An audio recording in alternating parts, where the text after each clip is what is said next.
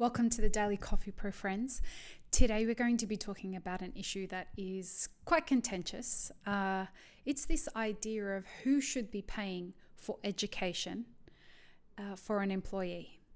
This is a lot more complex a question than people seem to think it is.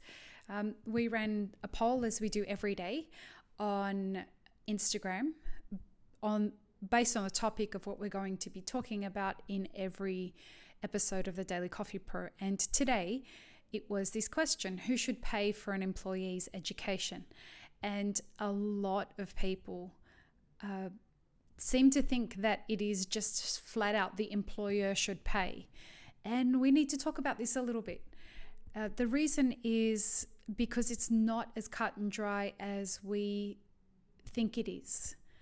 Employees benefit from getting educated. An employer benefits from having their employees educated. But something that we really need to consider in this is the stress that comes when an employer spends a lot of money on education, and that investment, that's the best word I can think of for it, that investment walks out the door soon afterwards and heads straight to a competitor. So all this money that you've invested, all this time you've invested in an employee, then heads out the door and benefits somebody else. If you're an employee of a business and you're hearing this, I want you to sit with that for a second. I want you to think about how devastating that is and how frustrating that is for an employer to see them spend money and time on their staff only to have them go and work and take that IP somewhere else. It can be really frustrating. I know I've said this before on this podcast, but I am, as an employer, I can't stress enough how stressful it is to own your own business and to really want to have people that work for you that are as excited about their own progression in a job as you are about their progression in a job. This is not new. This is the frustration that employers are experiencing now is something that employers have always experienced.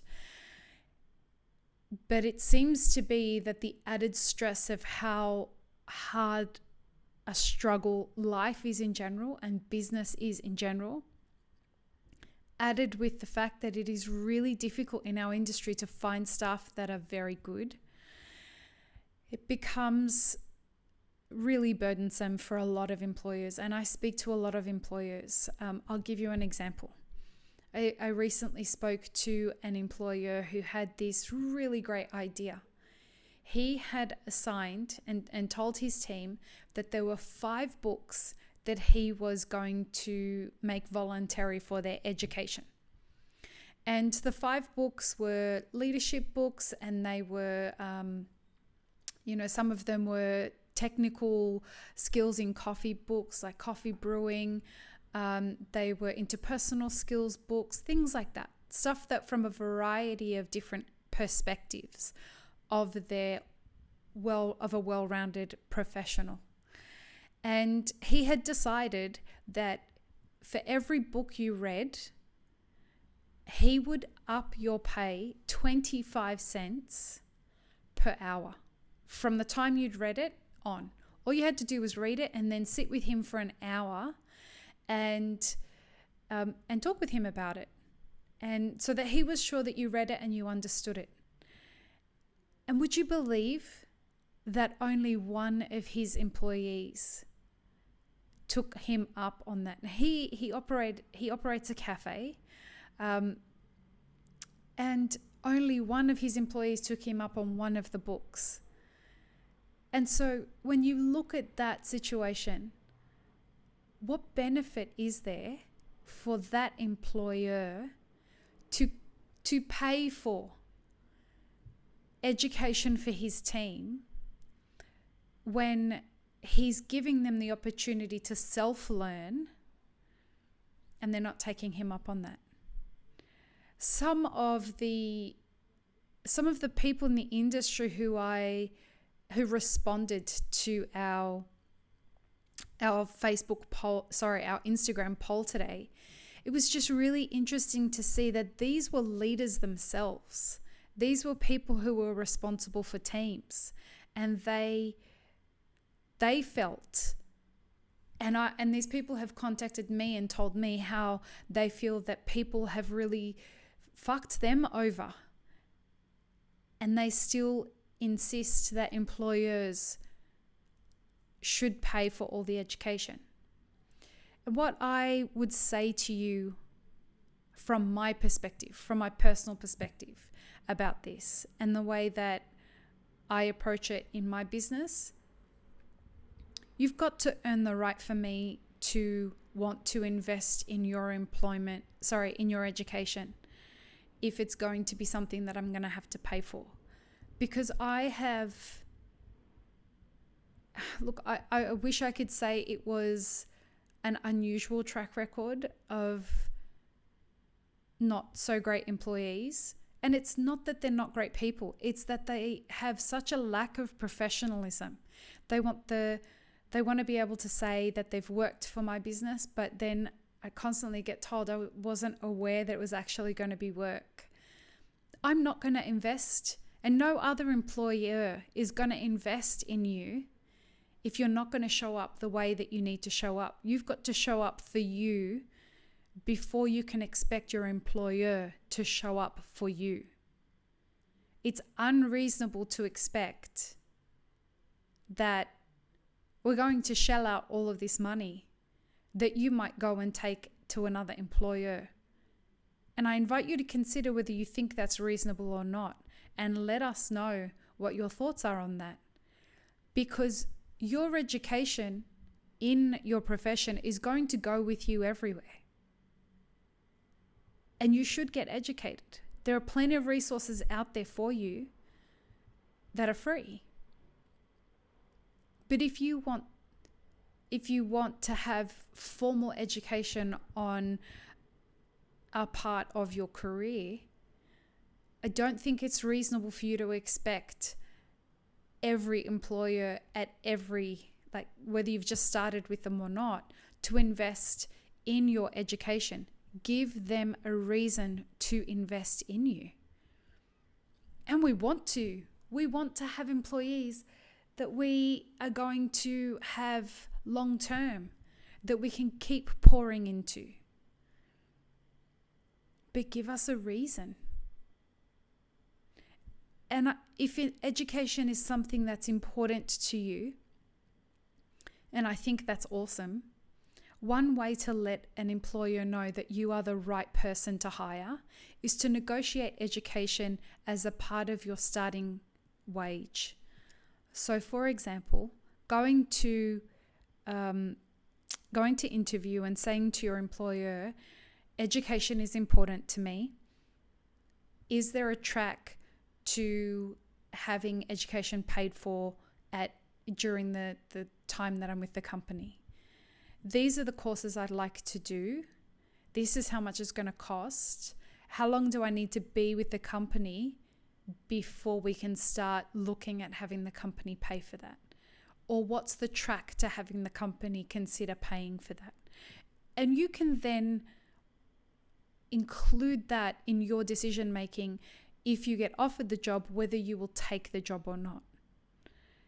These are important they're important signals to send to a potential employer. If someone came to me and said, listen, Lee, I'd love to come and work for Elixir. Education is important to me. I'd like to go take a Q-grader course. And a Q-grader course is not cheap. It's a few $1,000s. But I want to do that. That's important to me. I can't afford to do that on my own. Is this something that you can cover as a part of my employment with Elixir? My response to something like that would be, I would love to pay for that, but you would have to be with the company for 2 years and showing me great commitment to your work before I would be able to shell out the money for that. But if you are with the company and are showing me great commitment within the confines of what we agree is your employment contract, and you do what you say, and you say what you, if you do what you say you're going to do, and you fulfill the agreement that you come to me with, not some, pie in the sky kind of, I'm going to deliver the world and I'm going to be amazing, etc., etc. If you fulfill the agreement that we have for you to join the company and you do your work well, I'm not only going to provide you with that education, I'm going to want to keep giving you more because I want to keep you in my business. I want you to stay with the business because it's difficult to find good people. And you just got to prove it. You've just got to show up the way a real professional would. And let me tell you, so many of the people that own businesses in our industry are feeling like this right now. It's not any different than it has been in the past, but it is just becoming more stressful. So if you want to be somebody that is in a business that is well looked after, show up for your employer and give them a reason to want to show up for you, because I promise you, it's one of those things that we just get more and more jaded about. We get less and less excited about employing people because it's just one more way we've exposed ourselves to being fucked over. And we don't want that. It was the greatest motivation for why I started Map It Forward. I don't think that there's a reasonable guideline out there that's telling people how to be a professional. I want you to show up so that you are the first winner in your life. And if you show up as a true professional for your job, the rewards you will reap from that for yourself, above everything, for yourself, the amazing depth of satisfaction that you will feel contributing to building something is far greater than what you can perceive. And I'm going to leave it there. I hope you have an amazing rest of your day. Peace, love, and peanut butter, friends.